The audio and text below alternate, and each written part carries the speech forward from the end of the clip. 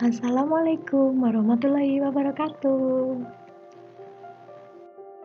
Hai, perkenalkan nama saya Riri Sri Anindya Primari Vinanda, kelas 5B dengan nomor induk mahasiswa 1802110053 dari Program Studi Pendidikan Matematika Fakultas Keguruan dan Ilmu Pendidikan Universitas PGRI Madiun. Kali ini saya akan menjelaskan tentang determinan matriks ordo 3x3.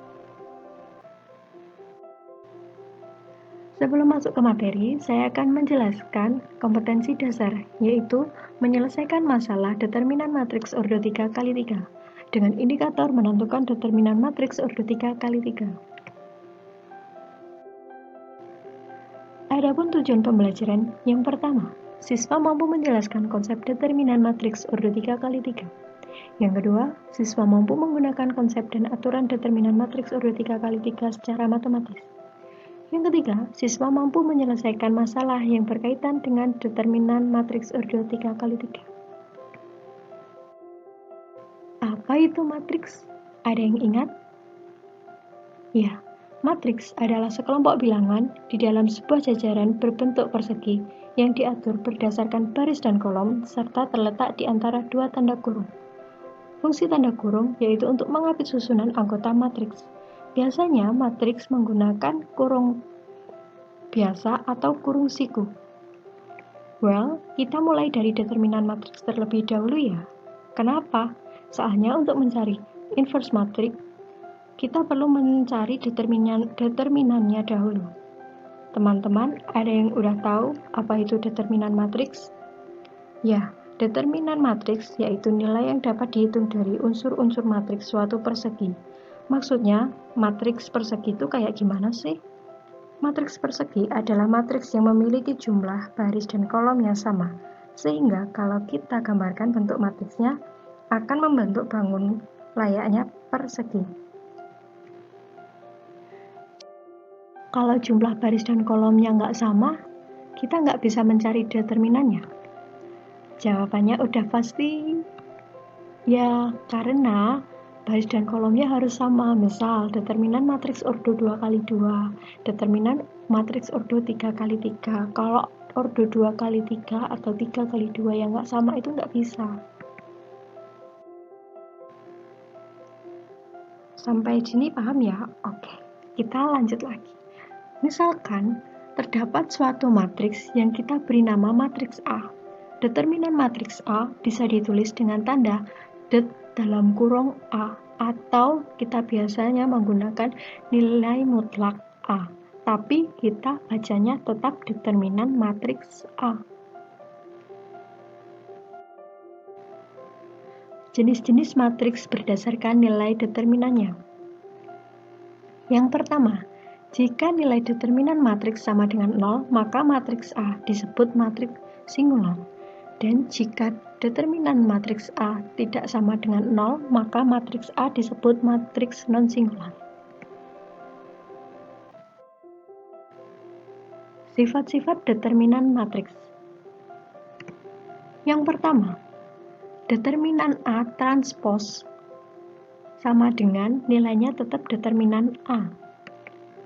Yang kedua, determinan A kali B sama dengan determinan A dikali determinan B. Yang ketiga, determinan A pangkat N sama dengan determinan A pangkat N dengan N-nya di luar. Yang keempat, determinan A pangkat negatif 1 sama dengan 1 per determinan A. Yang kelima, determinan K kali A, M kali M sama dengan K pangkat M kali determinan A. Metode apa yang kalian ketahui untuk menyelesaikan masalah determinan matriks ordo 3x3? Ya, ada dua metode. Yang pertama, metode Sarus dan metode minor kofaktor. Yang pertama, saya akan menjelaskan metode Sarus. Metode Sarus atau sering orang menyebutnya metode anyaman adalah jalan alternatif dalam menghitung determinan matriks ordo 3x3. Tahapan metode Sarus dalam mencari determinan. Misalkan matriks A ordo 3 kali 3 sebagai berikut, seperti pada gambar. Langkah pertama dalam menentukan determinan dengan aturan Sarus yaitu dengan menambahkan secara berurutan kolom ke-1 dan ke-2 pada sebelah kanan kolom ketiga.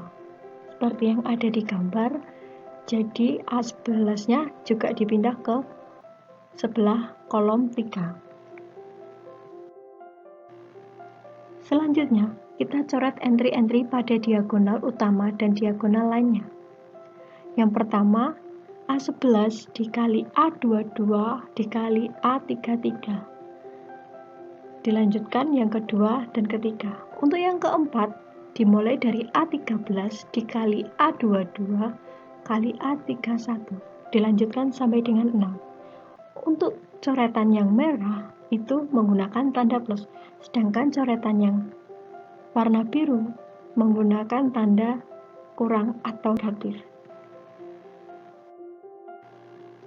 Sehingga diperoleh 6 bagian, kemudian kita kalikan entry-entry yang terletak pada kotak sampai kotak ke-6 ya. Yang pertama A11 dikali A22 A kali A33. Dilanjutkan sampai yang kotak ke-6 yaitu A12 kali A21 dikali A33. Langkah terakhir yaitu menghitung determinan dengan mengurangkan jumlah hasil kali pada diagonal-diagonal utama atau kotak 1, kotak 2, dan kotak 3 dengan jumlah hasil pada diagonal-diagonal pelengkapannya atau kotak 4, kotak 5, dan kotak 6. Sudah mulai ngeblank? Jangan ya, ayo tetap semangat.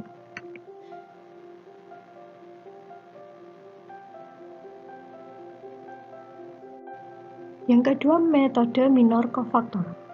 Minor suatu matriks dinotasikan dengan huruf M yang telah dihapuskan baris ke I dan kolom ke J. Kemudian matriks minor tersebut ditentukan dengan menghitung determinannya menggunakan perkalian silang pada matriks tersebut. Misal M11 yaitu A22 dikali A33 dikurang A23 dikali A32. Yang M12 sama dengan A21 dikali A33 dikurangi A23 dikali A31.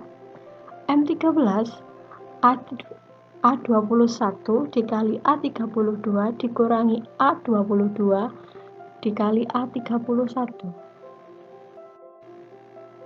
Kofaktor matriks dinotasikan sebagai huruf K atau J yang mana penentuan positif dan negatifnya diperoleh dari hasil negatif 1 dipangkatkan dengan jumlah baris dan kolom sesuai posisi kofaktor yang ingin kita cari.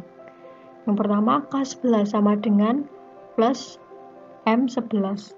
Selanjutnya, K12 sama dengan negatif M12 dan K13 sama dengan plus M13. Perhitungan determinan dibagi menjadi ekspansi baris dan kolom. Determinan diperoleh dengan perkalian antara elemen matriks semula dengan kofaktornya pada satu baris atau satu kolom yang telah kita tentukan, yaitu determinan A sama dengan A11 dikali K11 ditambah A12 kali K12 ditambah A13 kali K13.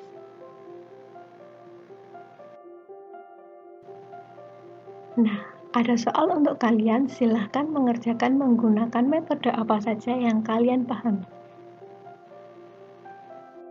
Demikian yang dapat saya jelaskan, bila ada kurang lebihnya mohon maaf. Wassalamualaikum warahmatullahi wabarakatuh.